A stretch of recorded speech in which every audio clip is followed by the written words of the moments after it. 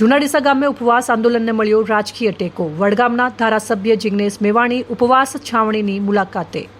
વડગામના ધારાસભ્ય જિગ્નેશ મેવાણીએ આજે ડીસા તાલુકાના જૂના ડીસા ગામે ચાલી રહેલી ઉપવાસ છાવણીની મુલાકાત લઈ ઉપવાસ પર બેઠેલા વસીમ ચાવડા સાથે વિસ્તૃત ચર્ચા કરી હતી।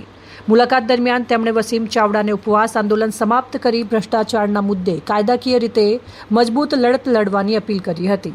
ધારાસભ્ય જિગ્નેશ મેવાણીએ જણાવ્યું હતું કે જો ગ્રામ પંચાયતના વિકાસ કાર્યોમાં ગેરરીતિ કે ભ્રષ્ટાચાર થયો હોય તો તેના તમામ પુરાવાઓ એકત્રિત કરીને કાયદાકીય માર્ગે લડત લડવી વધુ અસરકારક રહેશે।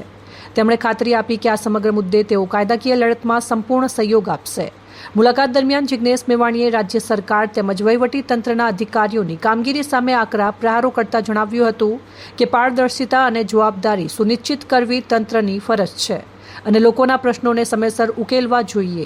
ઉલ્લેખનીય છે કે જૂના ડીસા ગ્રામ પંચાયતના છેલ્લા 15 વર્ષના વિકાસ કાર્યોનો સંપૂર્ણ હિસાબ જાહેર કરવાની માંગ સાથે વસીમ ચાવડા ઉપવાસ આંદોલન પર બેઠા છે। તેઓનો આક્ષેપ છે કે પંચાયતના વિકાસ કાર્યોના થયેલા ખર્ચ અને કામગીરી અંગે પારદર્શક માહિતી જાહેર કરવામાં આવી નથી। ધારાસભ્ય જિગ્નેશ મેવાણીએ વસીમ ચાવડાને વિશ્વાસ અપાવ્યો હતો કે જો જરૂરી બનશે તો ભ્રષ્ટાચાર સંબંધિત તમામ દસ્તાવેજો અને પુરાવાઓ સાથે ગુજરાત હાઈકોર્ટથી લઈને સુપ્રીમ કોર્ટ સુધી કાયદાકીય લડત લડવામાં તેઓ સંપૂર્ણ સહયોગ આપશે। સાથે જ તેમણે લોકશાહી પદ્ધતિથી અને કાયદાની હદમાં રહીને ન્યાય મેળવવા માટે આગળ વધવાની અપીલ પણ કરી હતી। અને એમના થકી ગયા મહિને 7 દિવસ સતત ભૂખ હડતાલ કરી। ખાલી આપણી માંગ એટલી જ હતી કે છેલ્લા 15 વર્ષમાં જે ગ્રામ પંચાયતે ભ્રષ્ટાચાર આચર્યા છે તેના હિસાબ જાહેર કરો અને જેને પણ ભ્રષ્ટાચાર કર્યા છે તેની ઉપર કડક કાર્યવાહી કરો।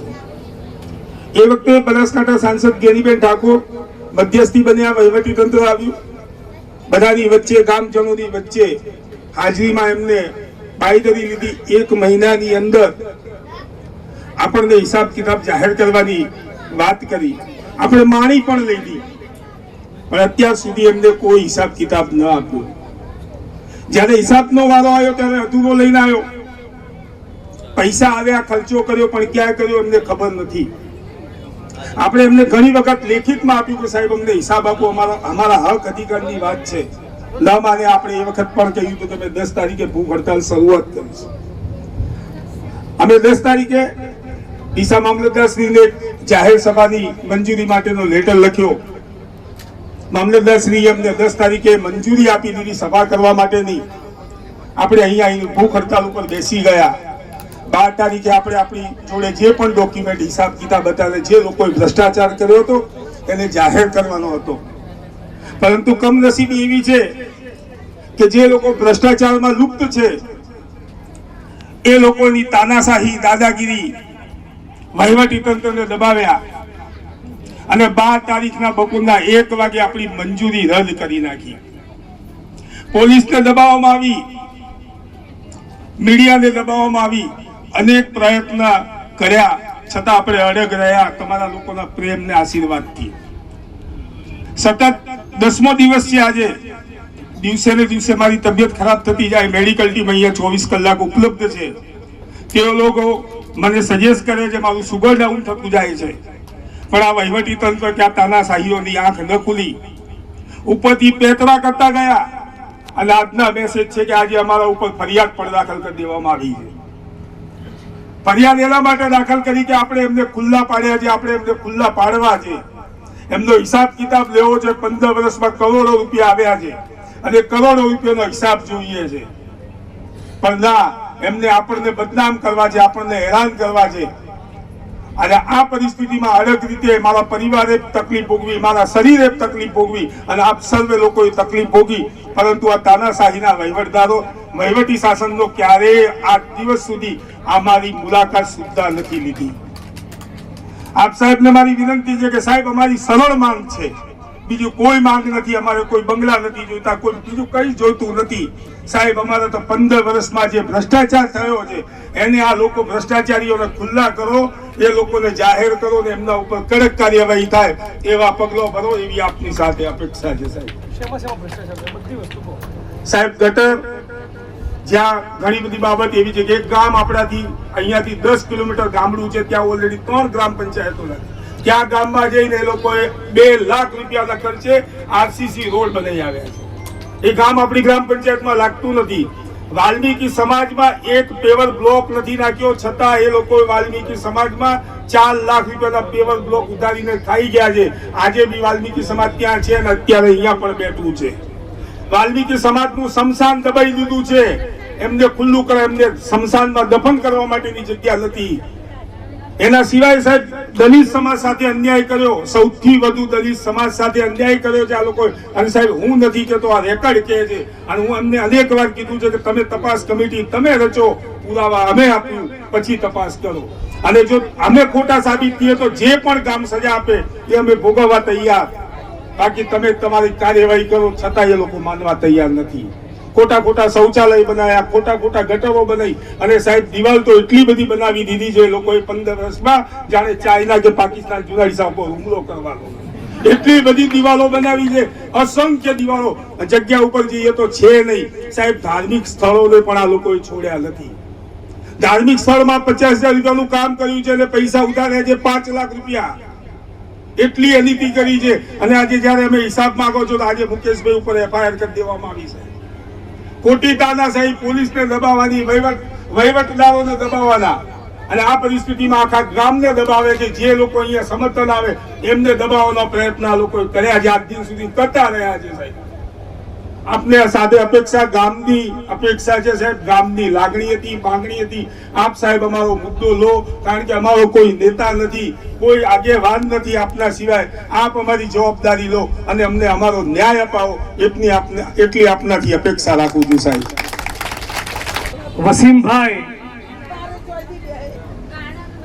એ ડીસાના સોનમ વાંગચુક છે.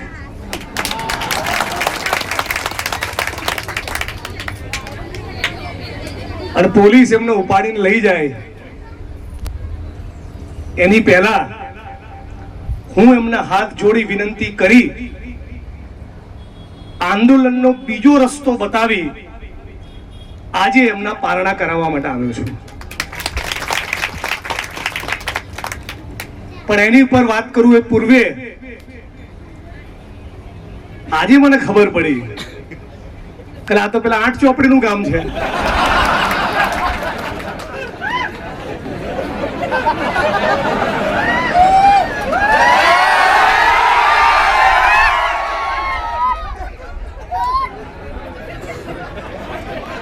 આટલો મોટો વિદ્વાન, આટલો મોટો જાણકાર, આવી પ્રતિભા, આટલો મોટો સ્કોલર એ તો આ ધરતીમાંથી પેદા થાય ભાઈ. ધન્ય છે આ ધરાને, ધન્ય છે જૂના ડીસાને, જેને 8 ચોપડી પાસ આવવાના હંગર્યા છે ભાઈ. પણ મૂળ તો આ ધરતી એટલે હિન્દુ મુસ્લિમની કોમી એકતાની ધરતી. આ ધરતી ખેડૂતોની, પશુપાલકોની, શ્રમિકોની, તમામ જ્ઞાતિ અને ધર્મના ભાઈ બહેનોની આ ધરતીને, મારી બહેનો માતાઓને, આપ તમામને દિલથી પ્રણામ અને વંદન કરીને મારી વાતની શરૂઆત કરું છું. મંચ ઉપર ઉપસ્થિત સાથી વસીમભાઈ, મુકેશભાઈ અનાવાડિયા, આટલું સરસ એન્કરિંગ કરનારા, હવે ખબર પડી કે રજવાડા કેમ લૂંટાયા. શંકરભાઈ, અમારા પ્રમુખ શ્રી, આપ તમામ મિત્રો, વડીલો, યુવાન દોસ્તો, 8 ચોપડી થોડાક મહિના પહેલા વડગામ આવ્યા હતા, ખબર છે? અને આમ નાક ફૂલાઈને કહેતા હતા, અડધી રાતે જરૂર પડે તો મને યાદ કરજો. તો બોલો જૂના ડીસાના મિત્રો, તમને તમારા મા બાપના સોગન છે. આ હર્ષ સંઘવીના વતનના ગામમાં બધા જ કેમેરો બતાવજો, બોલો દારૂના અડ્ડા ચાલે છે કે નહીં? ચાલે છે કે નહીં? આ જૂના ડીસા હર્ષ સંઘવીના વતનના ગામમાં બોલો બહેન દીકરીઓ, માતાઓ, દારૂના અડ્ડા ચાલે છે કે નહીં? બોલો યુવાન મિત્રો, જેન્સી, દારૂના અડ્ડા ચાલે છે કે નહીં? અને વડગામ આવીને કે છે કે મને અડધી રાતે યાદ કરજો. હે, જે તમારા વતનની માટી છે, એનું તો ઋણ ચૂકવ, પછી મારા મત વિસ્તારમાં એને ડાપણ કરજે. અને પૈસા ખાઈ ગયા એટીવીટીના આયોજનના, નાણાં પંચના, ગ્રાન્ટોના, એમાં નવાઈ છે? જે ભારત ભૂમિના ગદ્દારો અયોધ્યાના રામ મંદિરના પૈસા ખાઈ ગયા, કે તમારી ગ્રાન્ટ તો ખાઈ જાય કે નહીં? આમની જોડે તમે શું અપેક્ષા રાખો છો? सीता मैया बहुत दुखी है मोदी के काम से. બધા મારી સાથે બોલો, सीता मैया बहुत दुखी है मोदी के काम से. बोलो, सीता मैया बहुत दुखी है मोदी के काम से. बोले, ये तो सारे पैसे खा गए मेरे पति के नाम से. आज જૂના ડીસામાંથી, આજ ડીસા પંથકમાંથી, આજ વાવ થરાદની ધરતીમાંથી, આજ બનાસકાંઠા પાલનપુરની ધરતીમાંથી પણ કોઈએ રામ મંદિર માટે ઈંટો મોકલી હશે કે નહીં? કોઈએ ચંદો ફાળો આપ્યો હશે કે નહીં? બધા જ લોકોએ પોતાની મહેનતની, પરસેવાની, કાળી મજૂરીની પાઈ જોડી એ અયોધ્યાના રામ મંદિરમાં ફાળો આપ્યો. અને આ ચોરના દીકરાઓ, ભારત ભૂમિના ગદ્દારો એનો ફાળો પણ ચાવ કરી ગયા કે નહીં? હવે જે આખા હિન્દુસ્તાનના હિન્દુઓની આસ્થાનું પ્રતીક એવા મંદિરના રૂપિયા ચાવ કરી જતા હોય, એનો ચડાવ ચાવ કરી જતા હોય, તો વસીમભાઈ, આ તમારી નાણાપંથી ગ્રાન્ટ તો ખાઈ જ જાય.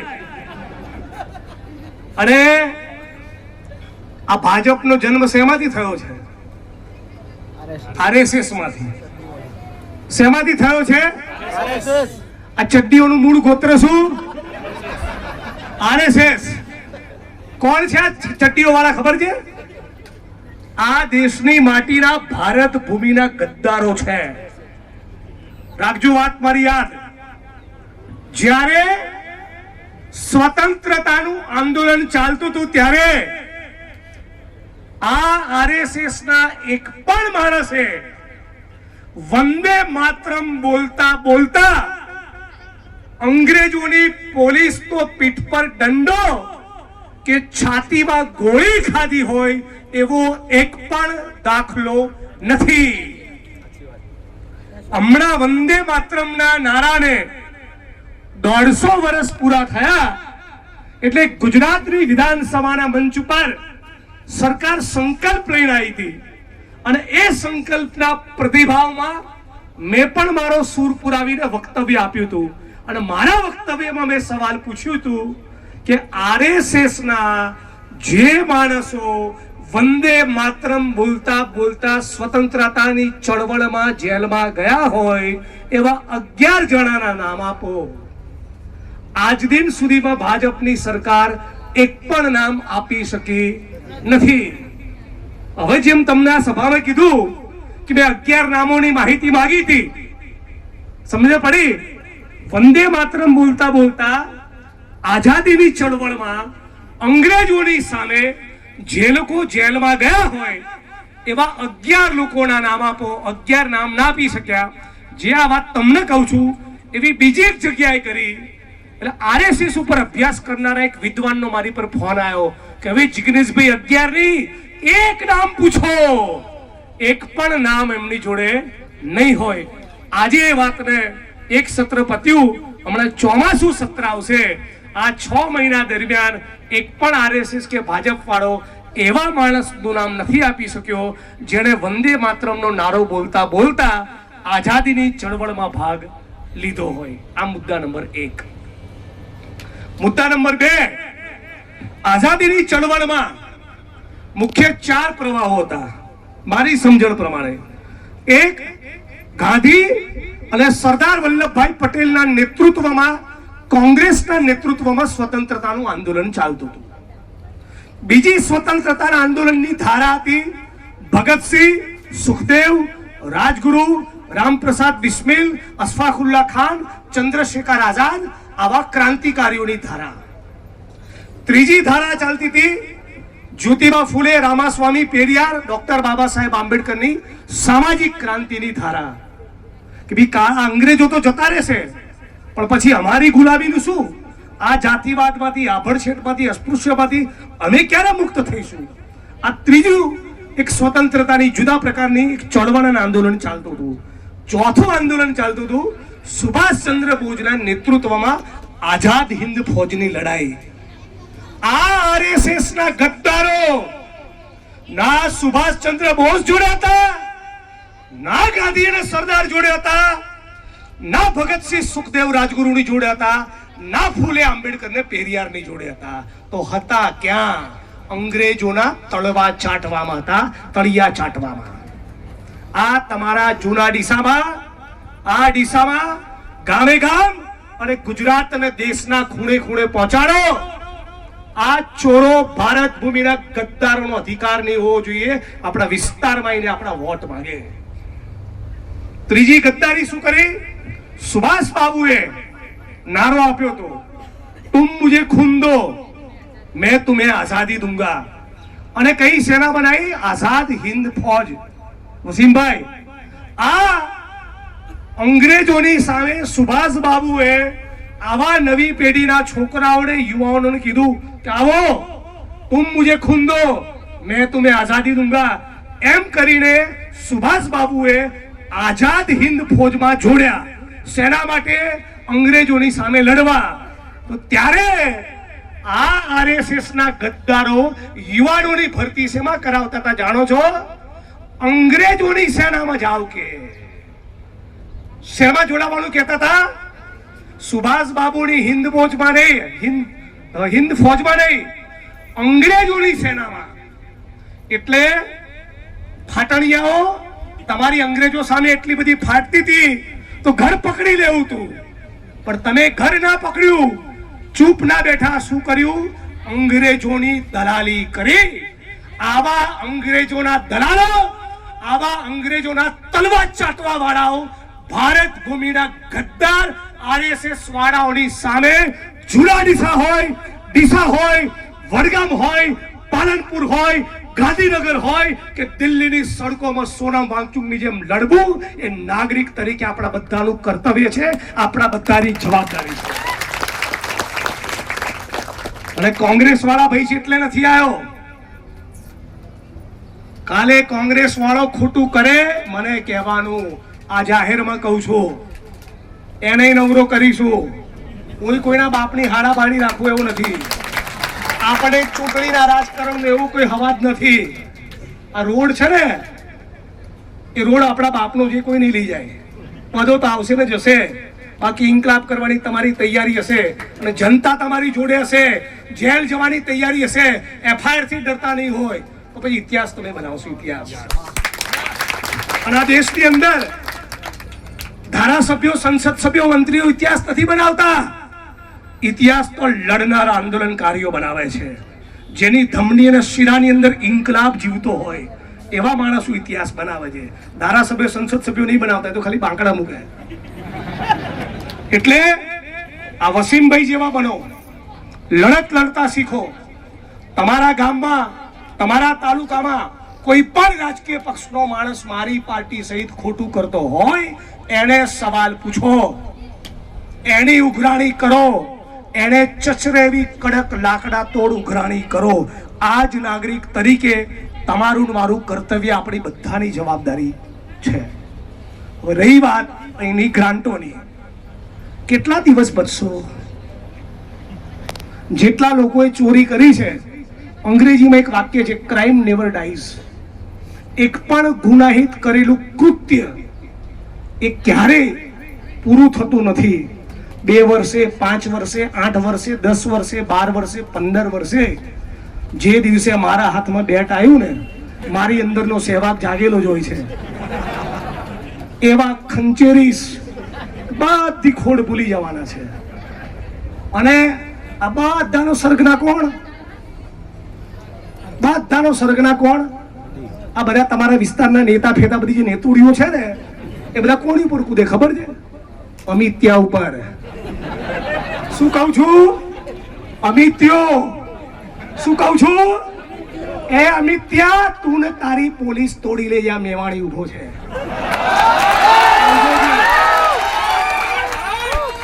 કેમ? કેમ કે હું આંબેડકર અને ભગતસિંહમાં માનવા વાળો છું. તમે જે નેતાઓને માનીને વાંચીને તૈયાર થયા છો એ તો તળવા જ ચાટતા હતા અંગ્રેજોના. તમારા ને મારામાં ફરક તો કાયમ રહેવાનો.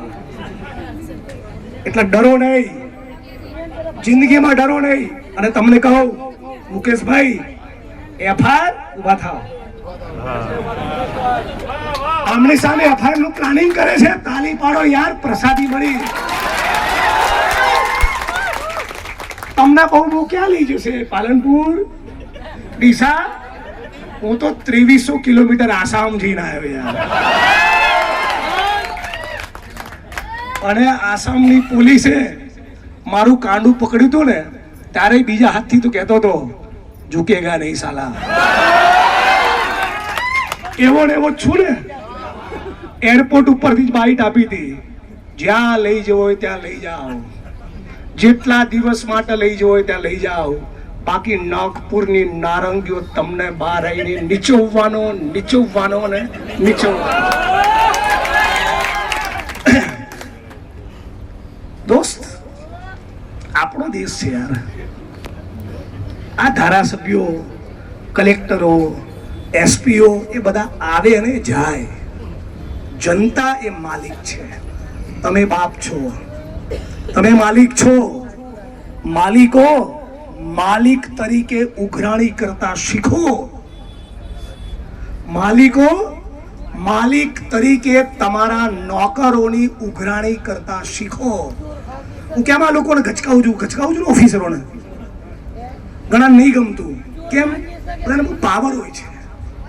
તો આઈએસ છું, હું આઈપીએસ છું, હું સંસદ સભ્ય છું, હું ધારાસભ્ય છું, મંત્રી છું. એટલે બરાબર એવું મચેડવાનું મન થાય ને મને, ખોડ ભૂલી જાય. પછી શું થાય ખબર? એમની બૈરી એમની પર હસતી હશે ને. તો કેવું ઠોકી ગયો મેવાણી. એટલે મુકેશભાઈ, તમારી પર ખોટી એફઆઈઆર કરે ને કોઈના ઈશારે, પોલીસ કર્મીના ઈશારે, કોઈ મંત્રીના ઈશારે, તો ચિંતા ના કરજો. તમારી દીકરી અને તમારો દીકરો તમારા માટે કોલર ઊંચો કરશે. અને જે ખોટા કેસ કરાવશે ને એના સંતાનોને કહેશે, આજ જૂના ડીસાની ધરતી કે તારો બાપ તો ગદ્દાર છે, તારો બાપ તો ચોર છે. શું કહેશે? ચોર છે. કાલે સવારે હું કાયમ માટે રાજનીતિને અલવિદા કહી દઉં ને તો એ ગુજરાત અને દેશની એક આખી પેઢી યાદ કરશે, કોઈક હતો બેટ્સમેન ધુઆંધાર. એટલે એવું કરતા શીખો. ચૂંટણીઓની બી ચિંતા ના કરો. ચૂંટણીઓ બી આવે અને જાય. ઇન્કલાબ જીવતો રહેવો જોઈએ. જબ તક ભૂખા ઇન્સાન રહેગા ધરતી પર ઇન્કલાબ રહેગા. જ્યાં સુધી જુલ્મ હશે, જ્યાં સુધી અત્યાચાર હશે, જ્યાં સુધી અન્યાય હશે, જ્યાં સુધી શોષણ હશે, કોઈક વસીમ, કોઈ મુકેશ, કોઈ વાંચુક, કોઈ જિગ્નેશ લડશે અને લડશે. આજ આપણા અંદર એક ગળથુતીમાં આપણી આવનારી પેઢીઓને શીખવાડો. અને તમને કહું છું, તમે તમારું બેસ્ટ પરફોર્મન્સ આપ્યું ટેસ્ટમાં, વન ડેમાં, આઈપીએલમાં, T20માં. હવે તમે ફર્સ્ટ ક્લાસ અઠવાડિયું આરામ કરો, ભાભી જોડે ફરવા જતા આવો. હવે આ કેસના બધા કાગળ મને સોંપી દો. આપણે ગુજરાત હાઈકોર્ટમાં ટકાટક કેસ દાખલ કરીએ. પણ એક વાત કહું, મારો બી એક સ્વભાવ છે, પકડું છોડું નહીં. પકડું એટલે છોડું નહીં. એટલે જૂના ડીસાની file supreme court of India સુધી જશે તમારી તૈયારી હશે તો. અને બીજું, મુકેશભાઈ જોડે, શંકરભાઈ જોડે, અમારા પ્રમુખ જોડે ને વસીમભાઈ જોડે આજે તો તમે મસ્તી કરી લેશો, કરજો જ સડી, હું જ કહું છું. પણ યાદ રાખજો, મને 45 જ થયા, હમણાં મારો રિટાયરમેન્ટનો કઈ પ્લાન નથી. તમારો બી દાવ લઈશ. યાદ રાખજો, માટી કહે કુંભાર સે તું ક્યા રોંદે મોહે, એક દિન ऐसा आवेगा मैं रोंदूंगा तो है. એ હિસાબ તો થશે. અહેવાલ અમૃત માળી, સંબંધ ભારત ન્યૂઝ ડીસા.